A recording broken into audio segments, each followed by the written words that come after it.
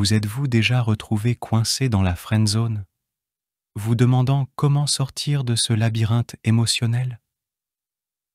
Peut-être vous sentez-vous dans une impasse, où vos sentiments romantiques ne sont pas partagés, mais vous vous accrochez à l'espoir d'un changement. La friend zone n'est pas une impasse. C'est plutôt un défi complexe, mais surmontable. Dans ce voyage, la science et la psychologie peuvent devenir vos alliés les plus précieux. Aujourd'hui, nous vous guiderons à travers des stratégies appuyées par des experts pour naviguer et, peut-être, transformer votre situation actuelle. La psychologie des relations humaines est profonde et multifacette. Elle nous montre que la friend zone est souvent le reflet de dynamiques émotionnelles et de modèles de communication. Comprendre cela est le premier pas pour manœuvrer dans ce scénario. De plus, la science nous enseigne sur l'attraction et comment certains comportements et attitudes peuvent influencer la façon dont les autres nous perçoivent. Nous allons décomposer comment vous pouvez appliquer ces connaissances pour changer votre destin romantique en vous ouvrant à de nouvelles possibilités et perspectives. Préparez-vous à vous embarquer dans un parcours de connaissance de soi, de communication efficace et de croissance personnelle. Transformer votre situation dans la friend zone n'est pas seulement possible, mais cela peut aussi être un chemin enrichissant vers une meilleure compréhension de vous-même et de vos relations interpersonnelles. Numéro 1. Reconnaître vos sentiments. Admettre que vous êtes dans la friend zone est la première étape vers un changement. Il est crucial d'être honnête avec vous-même sur vos véritables sentiments envers cette personne spéciale. Demandez-vous, est-ce un véritable amour, une simple affection ou juste un caprice? Comme le mentionne le docteur John Townsend dans son livre Boundaries in Dating, reconnaître vos émotions est fondamental pour comprendre ce que vous voulez vraiment de la relation. Imaginez que vous passez du temps avec une amie ou un ami. Vous vous sentez toujours heureux à ses côtés et pensez constamment à elle.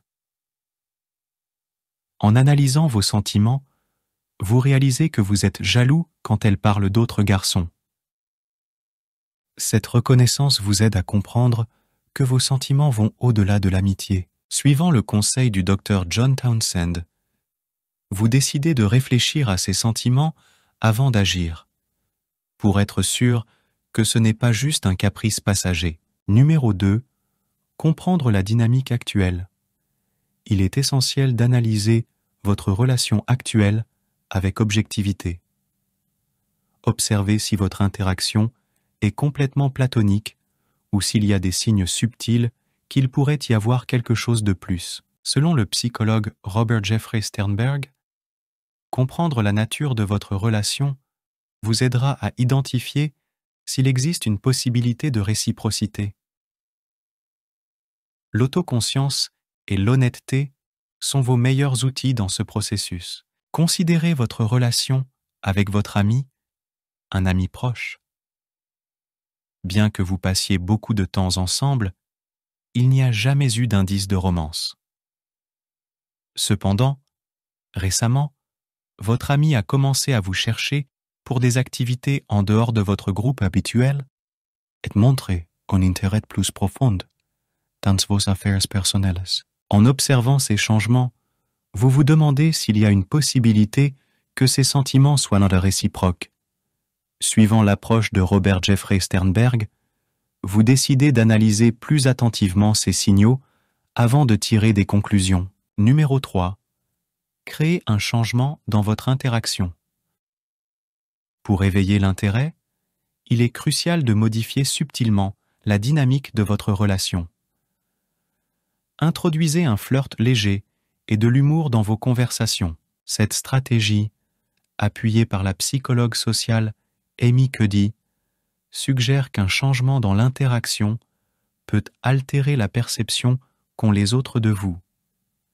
Un exemple pratique pourrait être de raconter une anecdote amusante liée à un sujet d'intérêt commun, ce qui peut établir une connexion plus personnelle et moins formelle. Numéro 4.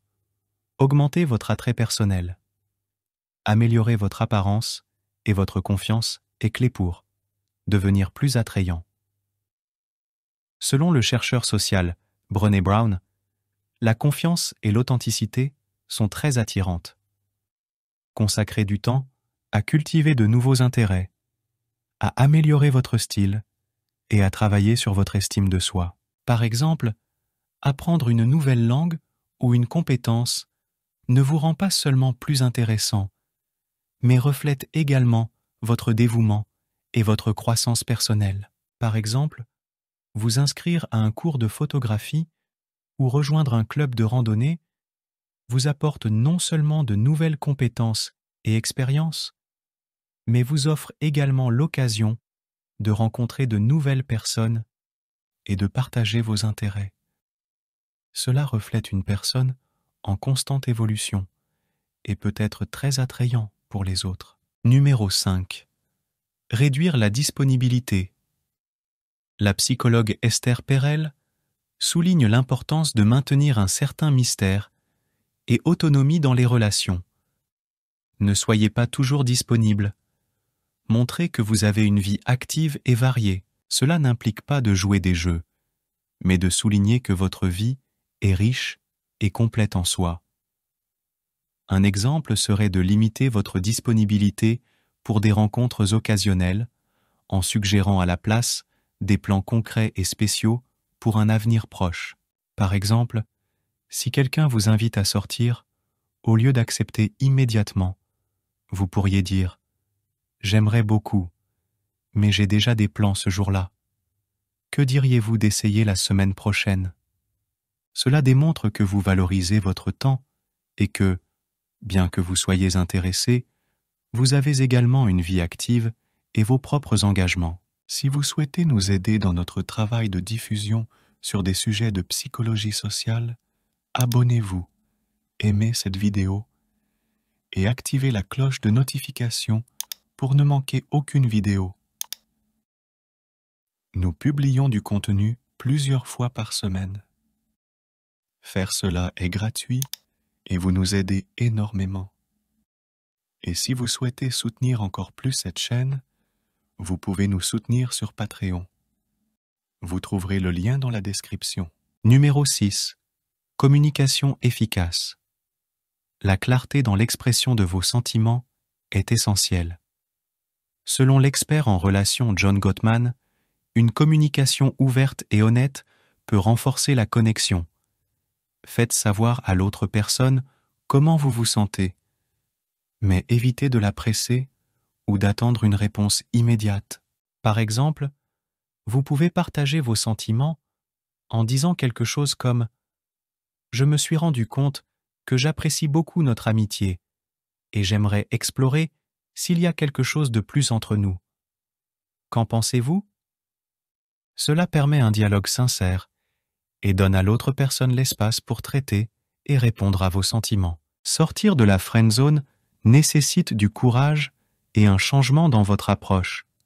Ce n'est pas un processus rapide, mais avec de la patience et les techniques appropriées, vous pouvez transformer votre relation. Rappelez-vous, le plus important est de respecter les sentiments et les décisions de l'autre personne, quel que soit le résultat. C'est maintenant à votre tour. Quelle stratégie allez-vous mettre en œuvre en premier pour changer votre situation dans la friend zone? Partagez votre plan dans les commentaires et unissons-nous dans ce voyage de transformation romantique. Et si vous souhaitez que nous réalisions une vidéo complète sur l'un de ces signes spécifiques, commencez votre commentaire par l'émoticône du cercle rouge suivi du numéro du signe. Le signe qui recevra le plus de demandes sera transformé en vidéo. Êtes-vous intéressé à savoir s'il s'est épris de vous? Voici les 6 signes qui ne trompent pas et qui ne peuvent pas être feints.